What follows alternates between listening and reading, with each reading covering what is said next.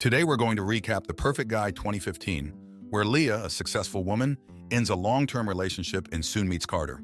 However, his behavior quickly turns obsessive and dangerous. Leah is getting ready for work. Her boyfriend Dave is still in bed. She kisses him goodbye, but he playfully tells her to come back to bed. However, she insists on leaving because she's running late for work. Before she goes, she reminds him about a party they have to go to later that evening. At a coffee shop, Leah walks up to the counter and orders an iced coffee. While waiting, she notices a handsome guy a few spots down. They exchange smiles. When the clerk hands the guy his iced coffee, Leah reaches for the same cup. He insists she take it with a smile, making her blush. She walks away, flustered and forgetting her own coffee. The guy chuckles and takes the cup, clearly amused by the encounter. That night at the party, celebrating their friend's wedding anniversary, Leah observes Dave talking with their friend's son. Back at home, Leah decides to bring up the topic of marriage and having children. It turns out that Dave still isn't ready for marriage or starting a family. They've had this discussion before and agreed not to bring it up again. Unable to reach a compromise, Leah eventually asks him to leave, and they decide to break up. Leah throws herself into work, trying to distract herself from thoughts of Dave. One evening, she arranges to meet her friend Karen for dinner.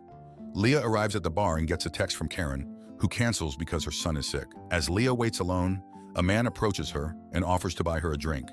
She declines, saying she already has one. He then asks if she's waiting for someone, and she replies, "Yes, my boyfriend." The man persists, suggesting she leave with him instead, but Leah firmly declines. However, he continues to bother her, not taking no for an answer. Just then, Leah hears a man's voice asking if she's been waiting long. It's the same guy from the coffee shop. He turns to the persistent man and questions why he's still standing there. Finally, the bothersome man takes off. Leah expresses her gratitude to the man, Carter Duncan, who brushes it off casually. She suggests buying him a drink, but he politely declines, mentioning he's with colleagues who are about to leave. Leah smiles and says, "Well, now I owe you twice," referencing their previous encounter at the coffee shop. The next day, Leah and Carter are having dinner together, chatting and getting to know each other. They clearly enjoy each other's company, and there's a noticeable attraction between them. After dinner, they share a passionate kiss. Carter then hands Leah his business card, a gesture of interest and a way to stay connected. At work, Leah is surprised when her phone rings, and it's Carter on the line. She wonders how he found her number, and he casually mentions that he's an IT specialist, adept at tracking down information. He asks if she'd like to see him again, and she agrees. He suggests going to a lively reggae club, where they dance sensually together, caught up in the music's rhythm. Their attraction intensifies, and they end up making love passionately in the restroom.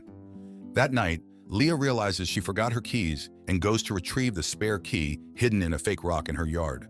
As she does, her neighbor Mrs. McCarthy steps out, and Leah introduces Carter as her boyfriend, smiling warmly. As Leah and Carter's relationship develops, Leah invites him to spend the weekend with her family in San Francisco. During the visit, Carter bonds with her father by taking him to a baseball game, which they both enjoy. However, when it comes time to sleep, Leah's mother insists that they stay in separate rooms. Despite this, Leah tries to sneak into Carter's room during the night. He gently reminds her to respect her parents' wishes and encourages her to go back to her own room. Surprisingly, this respectful gesture only deepens Leah's feelings for him. Returning home from San Francisco, Carter expresses his love to Leah. They stop at a gas station where a man compliments Leah on Carter's Dodge Charger. Carter, watching from inside the station, misunderstands the situation and thinks the man is flirting with Leah. In a fit of jealousy, he storms out and brutally attacks the man, beating him severely while Leah cries out in horror. The station owner intervenes, pointing a gun at them and demanding they leave because he's called the police. Leah, shaken and upset, tells Carter she needs time to process everything, despite his apologies and explanations. Later, Leah meets Carter for dinner and firmly explains that their relationship is over.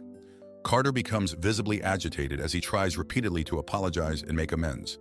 Frustrated by Leah's refusal to reconsider, he finally slams his hand on the table in anger. Over the next several weeks, Carter begins to stalk Leah at her workplace and her home. He shows up unexpectedly, trying to talk to her and making her uncomfortable. Despite Leah changing her phone number to avoid him, Carter persists in calling her incessantly and harassing her relentlessly. Unbeknownst to Leah, Carter has been sneaking into her house using the spare key. He behaves strangely, drinking from used wine glasses and even using her toothbrush. He also hacks into her computer, invading her privacy and causing distress. Shockingly, he goes so far as to steal her cat, intensifying Leah's fear and discomfort.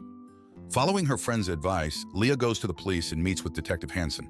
He listens to her concerns and advises her to keep a record of every attempt Carter makes to contact her. Hansen explains that this documentation will strengthen her case when she applies for a restraining order against him. Suspicious of Carter's behavior, Hansen orders a detective to investigate Carter's background, sensing there may be more to his actions than meets the eye. Leaving her office late one night, Leah discovers a single red rose and a chilling note. "If I can't have you, no one will." The next morning, the police serve Carter with a restraining order at his workplace. As a result, he is promptly fired from his job due to the serious nature of the allegations against him. One day, Dave calls Leah and asks to meet up.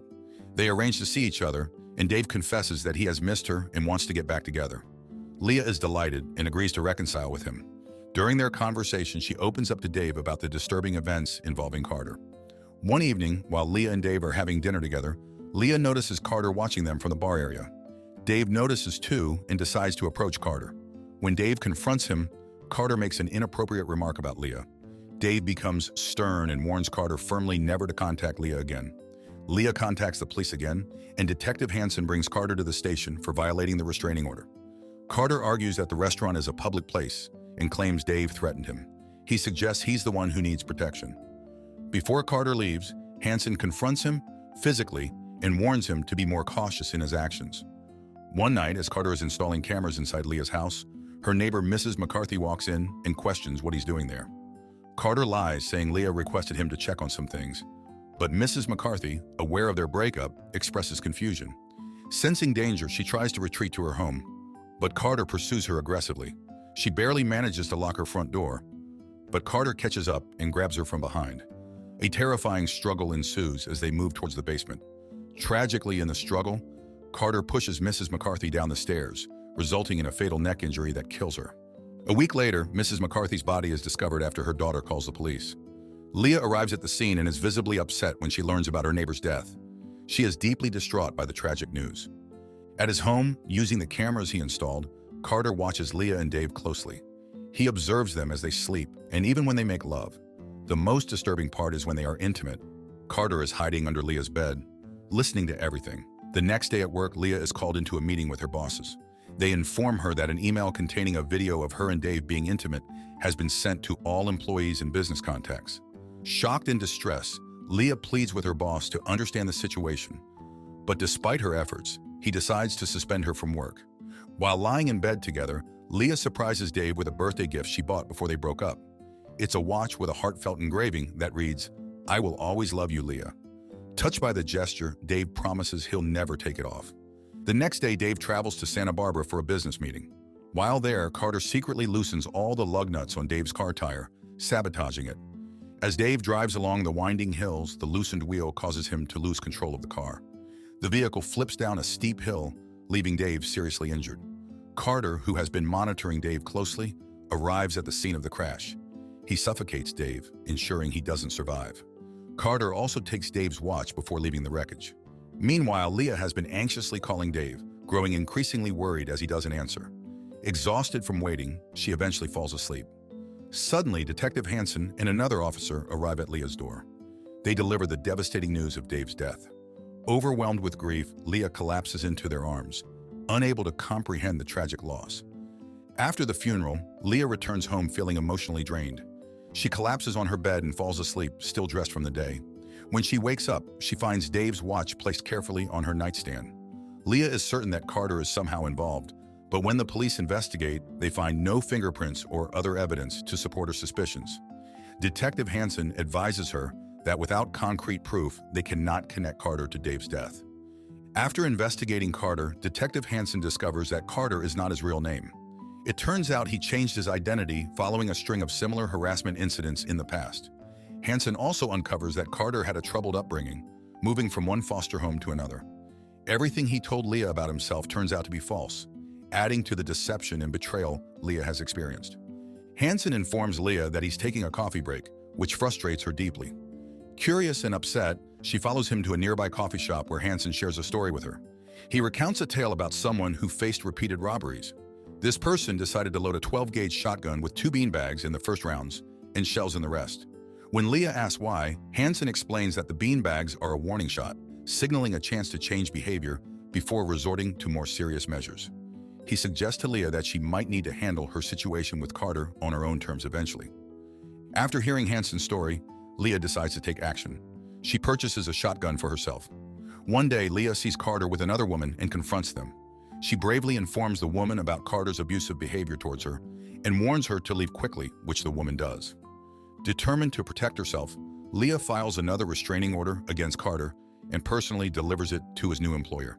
This leads to Carter being fired once again, as Leah takes steps to ensure her safety and stop Carter's harmful actions. Enraged, Carter kicks a trash can as he exits his office. Leah, following him discreetly, tracks down his apartment and forcibly breaks in using a crowbar. Inside, she discovers numerous computer monitors and her missing cat.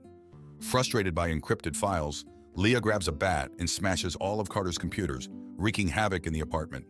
As a final act of defiance, she spray paints a bold message on the wall: "Not good enough, bring it on." That night, Carter breaks into Leah's house. He hears the sound of the shower and quietly enters the bathroom. The steam from the shower clouds his vision, but suddenly he hears the click of a shotgun behind him. He turns around and sees Leah aiming the gun at him. Carter hesitates for a moment, trying to disarm Leah. They struggle intensely, moving from room to room, crashing against the walls. Carter throws Leah down the stairs, but the fight continues into the kitchen. Leah manages to grab a knife and cuts Carter once before he wrests it away from her. Using the pots from the stove, Leah eventually subdues Carter enough to seize the shotgun. Carter challenges Leah to shoot him and keeps moving towards her. Leah fires the beanbag rounds at him twice, hoping to stop him. When he asks what she just shot him with, she tells him it's a warning. Carter doesn't stop. He keeps coming at her. In response, Leah shoots him with a real bullet, hitting him and causing him to collapse. He crashes into the glass coffee table, shattering it into pieces. Leah, battered and bleeding, walks into the police department and looks for Hanson. She places the gun on his desk and says firmly, "I need to report an intruder." The police go to Leah's house and take Carter's body away. What did you guys think of this one? It was crazy psycho. Subscribe to watch more videos like this. Turn on notifications. And leave a like, it really helps the channel out. Thank you for watching.